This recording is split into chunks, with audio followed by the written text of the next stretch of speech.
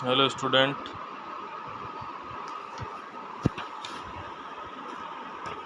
तो हम बात करेंगे इनसे नेक्स्ट क्वेश्चन की, ठीक है।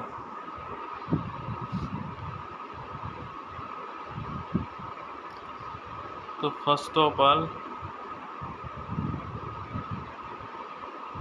आपका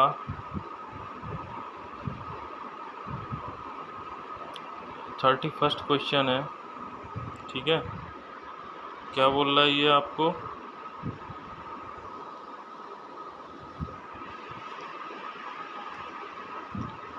थर्टी फर्स्ट क्वेश्चन आपका, चुंबकत्व को वोल्टेज में कन्वर्ट करने हेतु आप कौन सा ट्रांसड्यूसर यूज करेंगे? तो जो आप चुंबकत्व को वोल्टेज में कन्वर्ट करने हेतु जो ट्रांसड्यूसर यूज होता है वो आपका होता है ये हॉल इफेक्ट डिवाइस। मतलब ट्रांसड्यूसर जानते हैं क्या होते हैं? मतलब ट्रांसड्यूसर वे हैं जो एक प्रकार की ऊर्जा को दूसरी प्रकार की ऊर्जा में बदल दें, ठीक है। जैसे हमारे साथ बहुत सारी डिवाइस हैं जो एक प्रकार की एनर्जी को दूसरे में चेंज कर रही हैं, वो सब क्या हुए? आपके ट्रांसड्यूसर हुए, ठीक। याद रखना इनको। अभी आपको कुछ क्वेश्चंस से मैं एमसीक्यू कवर कराऊंगा मैं आपको क्वेश्चंस लेके, ठीक है।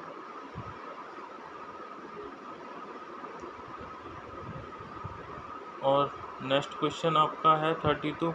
यदि किसी प्रतिरोध की लंबाई में 5% का परिवर्तन होने पर उसके प्रतिरोध में 10% का परिवर्तन हो जाए तो जो आपका गेज फैक्टर है वो क्या होगा? तो प्रतिरोध तो आपने बहुत अच्छे से पढ़ा, ये तो मैं आपको होमवर्क दे रहा हूँ। टेम्परेचर का इफेक्ट, एरिया का इफेक्ट, सब कुछ पढ़ा होगा आपने, ये तो आपका होमवर्क हो गया ये क्वेश्चन लगाना, ठीक है। अब पीजो इलेक्ट्रिक ट्रांसड्यूसर होते हैं, क्या होते हैं ये? एक्टिव ट्रांसड्यूसर होते हैं, ठीक है। एक्टिव डिवाइस और पैसिव डिवाइस पढ़ी थी आपने, तो वहीं पे वही कॉन्सेप्ट वही है, बस नाम इसका अलग हो जाएगा, ट्रांसड्यूसर और उसका पैसिव ट्रांसड्यूसर, ठीक है। अब देखो ये इसकी सबसे पहले तो इसकी ये फुल फॉर्म ही आ सकती है LVDT की, आपकी ये रही कि लीनियर वेरिएबल डिफरेंट ट्रांसड्यूसर, ठीक है। तो ये भी याद रखें LVDT की आप अपनी फुल फॉर्म। ये क्या करता है आपका? डिस्प्लेसमेंट टाइप ट्रांसड्यूसर होता है। तो डिस्प्लेसमेंट कहाँ है यहाँ पे? आपके ये दो ऑप्शन में, बी और सी में, पर ये इंडक्शन टाइप होता है। तो आपका कौन सा यहाँ पे लग जाएगा? आपका सी वाला ऑप्शन सही हो जाएगा, ठीक है। ये क्वेश्चन आपको नहीं करना है अभी, आपके LVD न्यूमेरिकल शायद आए बहुत छोटे से आएंगे, वरना ये ट्रांसड्यूसर पे तो आपका नहीं, मुश्किल से ही बनेगा। अब थर्मिस्टर का गुण है, क्या गुण है थर्मिस्टर का? थर्मिस्टर पढ़े हैं आपने? बताओ। थर्मिस्टर आपका क्या होता है? मतलब उसका जो high negative resistance temperature coefficient factor होता है उसका, तो वहाँ पे ये किसका है आपका थर्मिस्टर? ये आपका बी हो जाएगा, उच्च ऋणात्मक प्रतिरोध ताप गुणांक, ठीक है। अब देखो यहाँ पे थर्मिस्टर का आपका ताप से सीधे रिलेशन ही आ जाएगा, मतलब चरघातांकीय के रूप में प्रोपोर्शनल e⁻t, ठीक है। जो आपका थर्मिस्टर का प्रतिरोध ताप पर निर्भर होता है वो आपका डायरेक्टली प्रोपोर्शनल e⁻t में होता है, ठीक। अब नेक्स्ट क्वेश्चन है आपका, बहुत उच्च तापमापन हेतु प्रयुक्त किए जाते हैं। अब बताओ उच्च तापमापन हेतु क्या प्रयोग किए जाते हैं? थर्मामीटर तो नहीं किया जाता, ये कैंसिल हो गया, कैंसिल आउट हो गया। ये LDR भी आपका कैंसिल हो गया, LED भी कैंसिल हो गया। कौन सा आंसर आपका सही हुआ? फिर एक बचा पायरोमीटर। अगर मान लो आपको पता भी नहीं है पायरोमीटर क्या होता है, तो आप इसका आंसर लगा दोगे ना एलिमिनेशन से, ठीक है ना। तो याद रखना है, आप जो चीज़ उच्च तापमापन हेतु प्रयुक्त की जाती है वो क्या होती है, पायरोमीटर होती है, ठीक। आपका ये है, त्वरण के मापन हेतु प्रयुक्त किए जाते हैं एक्सेलेरोमीटर, अरे क्या क्या हिंदी में लिखते हैं ये, पायरोमीटर, स्पीडोमीटर, फोटोडायोड्स। अब देखो त्वरण मापन में देखो, पायरोमीटर तो बिल्कुल कैंसिल, वो तो आपका उसमें यूज किया जाता है, पायरोमीटर आपका कैंसिल, स्पीडोमीटर से कोई मतलब नहीं, और फोटोडायोड से कोई आपका यहाँ से कोई लेना देना नहीं है। तो स्पीड की बात हो रही है तो थोड़ा एक्सेल या की बात होगी, ये मत समझ लेना कि त्वरण ये स्पीडोमीटर हो जाएगा, स्पीडोमीटर का ये काम नहीं होता। त्वरण जानते हो आप क्या होता है? नहीं पता है, फिजिक्स में पढ़ा होगा, सर से पूछना आपने, नीलू सर से, त्वरण क्या होता है सर, उन्होंने बहुत अच्छे से एक्सप्लेन किया होगा आप सबको, ठीक है। तो एक्सेलेरोमीटर आपका यूज होता है त्वरण मापने के लिए, ठीक। अब नेक्स्ट क्वेश्चन है आपका, ये भी आपकी वो हो गई वैसे, एक वेरिएबल रिएक्टेंस टाइप टैकोमीटर में रोटर दोनों संख्या 60 है, काउंटर 1 सेकंड में 3600 काउंट करता है, आरपीएम में गति कितनी होगी? 3600 काउंट कर रहा तो आरपीएम में गति कितनी होगी? सीधी बात आपकी 3600 ही हो गई, ठीक है ना। संख्या 60 है उस, हाँ ठीक है, ये 3600 ही हो जाएगी आपकी, ज़्यादा घबराने वाली बात नहीं, इसमें सीधे सीधे लिख लीजिए। अब देखो ये आपकी, ये मैंने मना किया ट्रांसड्यूसर पे आप मत करना, ठीक है, न्यूमेरिकल ट्रांसड्यूसर पे मत लगाना, ये भी न्यूमेरिकल आ गया ट्रांसड्यूसर पे आपका।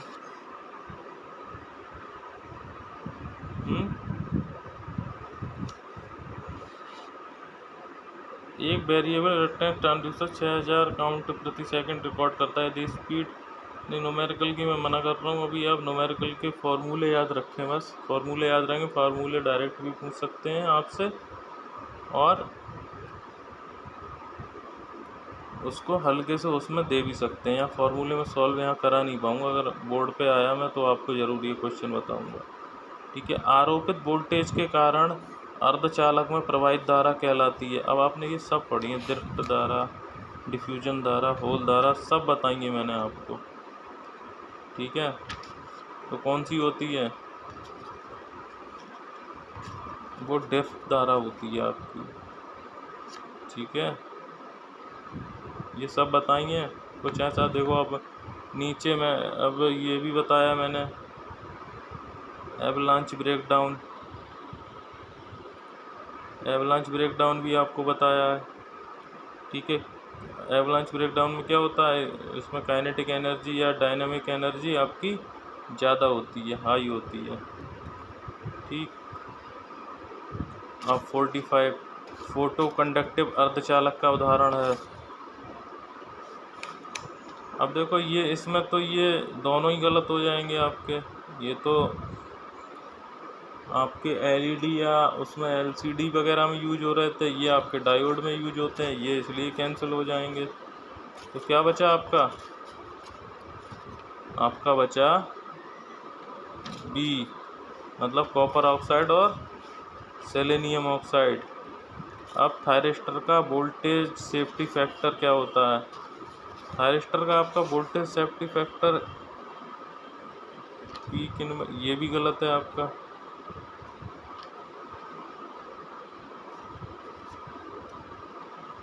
ये ऊपर नीचे कर दें तो सही हो जाएगा, ये पहला वाला अगर पलट के लिख दें तो आपका ये सही हो जाएगा, ये भी गलत है। देखते हैं ऑप्शन में है वैसे आगे कि नहीं। हाँ देखो ये नीचे वाला ये रहा डी, ये दे रखा है, ये आपका ठीक हो जाएगा, ठीक है। नेक्स्ट क्वेश्चन है आपका, गेट ट्रिगरिंग हेतु पल्स उत्पन्न करने की प्रचलित विधि है। पल्स उत्पन्न कहाँ से होंगी? यूजेटी रिलेक्शन ऑक्सीलेटर से, इसमें आपका सी हो जाएगा। अब देखो टिनल डायोड ऑक्सीलेटर तो करेगा नहीं, ये आपको एक्सप्लेन करना पड़ेंगे एक्चुअली, तभी आपको ज़्यादा समझ में आएगा। पर आप अभी यहाँ पे ऐसे ही करके याद करो, गेट ट्रिगरिंग हेतु पल्स उत्पन्न करने की जो विधि है यूजेटी रिलैक्सेशन ऑक्सीलेटर है, ठीक है। अगर एक्सप्लेन करोगे और एक्सप्लेनेशन का आपके पास टाइम भी नहीं है अब, तो इसलिए आप इसको ऐसे करके याद। अच्छा अब बताओ आप, डायोड ट्रैक का जोड़ा कहलाता है, क्या कहलाता है? क्वाड्रैक। मैं सब एक एक इसमें डाल दूंगा, एक्सप्लेन कर दूंगा सबको, आप चिंता मत करो। ये आपका क्वाड्रैक कहलाता है। क्वाड्रैक क्या होता है बता दूंगा मैं आपको। क्वाड्रैक एक्चुअली आपका, तो क्वाड्रैक क्या होता है, क्वाड्रैक के बारे में बात कर रहे थे हम। क्वाड्रैक मतलब आपका एक विशेष प्रकार का थायरिस्टर है, ठीक है, जो आपका डायक और ट्रायक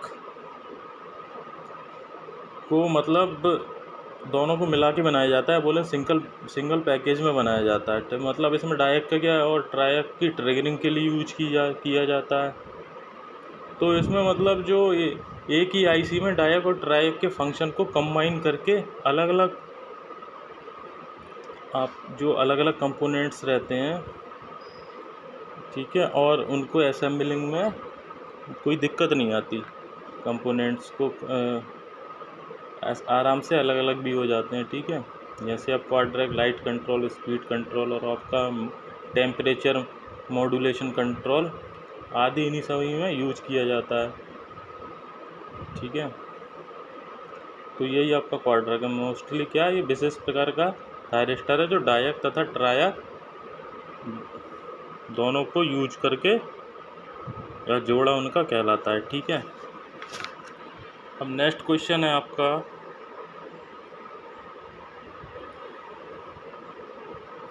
ट्रायक को कहा जा सकता है। ट्रायक तो मैंने पढ़ाया है आपको अच्छे से, तो ट्रायक को क्या कहा जा सकता है बताओ, कौन सा ऑप्शन ठीक है? Parallel connection of two SCR will be different gate, बिल्कुल गलत। Parallel connection of two SCR with common gates, ये भी गलत आपका। Anti parallel connection of two SCR with different gate, anti parallel connection तो ठीक है पर डिफरेंट गेट आपका गलत है। Anti parallel connection of two SCR with common gate, ये आपका बिल्कुल ठीक है, सही है। तो आपका ट्रायक कौन सा ऑप्शन सही हो गया यहाँ पे? आपका लास्ट वाला ऑप्शन ठीक है यहाँ पे। अब नेक्स्ट है आपका 51, एक थायरिस्टर में एनोड करंट बना होता है। कहाँ बना होता है थायरिस्टर में? थायरिस्टर में आप बताया था आपको, पिछली क्लास में मैंने एक्सप्लेन कर दी थी सब चीज़, इसलिए बार बार मैं एक्सप्लेन कर नहीं रहा हूँ। अरे करंट कहाँ बनता था?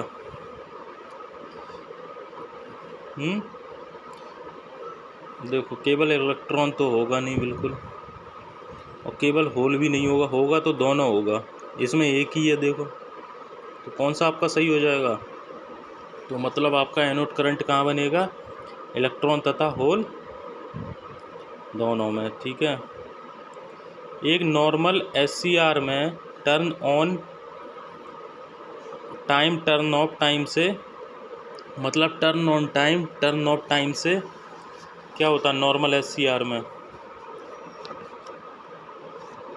जो आपका टर्न ऑन टाइम होगा वो टर्न ऑफ टाइम से हमेशा कम होगा, लेस होगा, मतलब आपका इसमें बी क्वेश्चन ठीक है, सही है। अब SCR में स्नूबर सर्किट का कार्य होता है, क्या एक ही ऑप्शन है? अच्छा नेक्स्ट पे होंगे, वैसे ये आपका सही है। जो इंडिविजुअल वोल्टेज और टाइम लेते हैं एक पीक पे, उसको सप्रेस करके ही काम है उसका, सप्रेस करना ही, ठीक है, जो आपका स्नूबर सर्किट है। और नेक्स्ट आपका क्वेश्चन है,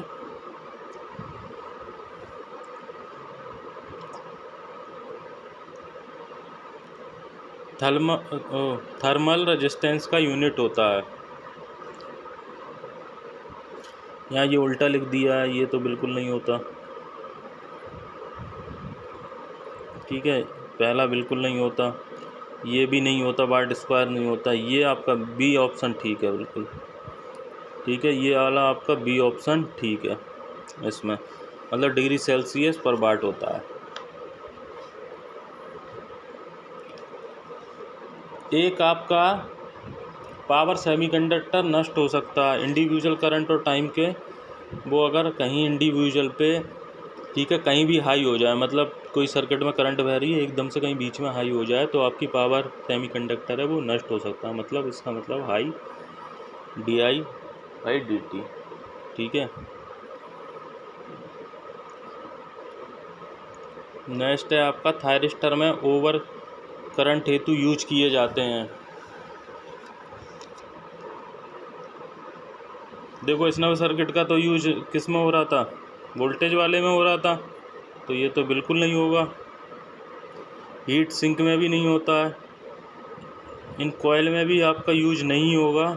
सर्किट ब्रेकर एंड फ्यूज आपका ओवर करंट के लिए यूज किए जाते हैं, ये तो पता ही है ना, सर्किट ब्रेकर। और ये आगे नेक्स्ट सेम में आपका एक पूरा स्विच गियर प्रोटेक्शन भी होगा, उसमें आपको पढ़ना पड़ेगा पूरा सर्किट ब्रेकर, फ्यूज, एमसीज। सही है। इनमें से कौन सा एससीआर को परमानेंटली डैमेज नहीं करेगा? देखो, हाई करंट आपका डैमेज कर सकता है, हाई टेम्परेचर भी डैमेज कर देगा, हाई आपका जो इंडिविजुअल करंट ये भी डैमेज कर देगा, लेकिन कहीं वोल्टेज बढ़ जाए वो आपके कहीं ज़्यादा उसको डैमेज नहीं करेंगे। ठीक है, तो 57 का आपका सही हो गया ये। नेचुरल कम्यूटेशन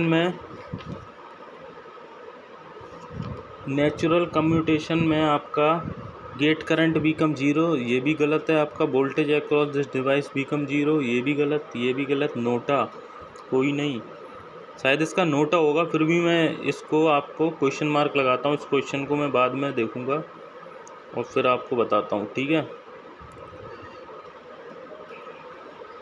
अच्छा, आरएल रोड की स्थिति में फ्री व्हीलिंग डायोड प्रदान करता है, क्या प्रदान करता है भाई? पावर फैक्टर प्रदान करता है। तो कहाँ है पावर फैक्टर? इसका पहला ही ऑप्शन है, पहला। ठीक, एसएमपीएस की फुल फॉर्म क्या है, पहले यही बताओ मुझे 60 क्वेश्चन में। स्विच मोड पावर सप्लाई, अब वहाँ पे ऑप्शन आपको मिलेंगे, स्मार्ट मोड पावर सप्लाई, ठीक है, स्विच मोड पावर सिस्टम। लेकिन एक चीज़ और याद रखना, स्विचड है, स्विचड मोड पावर सप्लाई। तो स्विच आए वो भी सही नहीं होगा, स्विच्ड आएगा, स्विच्ड। ठीक है ना। तो एसएमपीएस लीनियर पावर सप्लाई की तुलना में बेहतर होती है। इसमें नॉइज और रेगुलेशन की उसमें आपकी अच्छी। इनको एक एक क्वेश्चन वाइज याद कर लेना, 60 क्वेश्चन है। ठीक है, और क्वेश्चन मिलते हैं, मैं और क्वेश्चन आपको कराता रहूँगा। ये क्वेश्चन तो आप बिल्कुल तरीके से याद कर लेना। अगर किसी टॉपिक में प्रॉब्लम है तो मैं आपको वो करा दूँगा, बोर्ड पे एक्सप्लेन कर दूँगा। ठीक है, तो आप एमसीक्यू लगाते रहें, प्रैक्टिस करते रहें, कुछ भी यूज करें। ठीक है, नेट पे सर्च कर लें या कुछ भी करें, यूट्यूब पे आप पे और भी एमसीक्यू पढ़े हैं बहुत सारे, वो आप अपना पढ़ते रहें। ठीक है, चलो अब नेक्स्ट क्लास में मिलते हैं आपसे।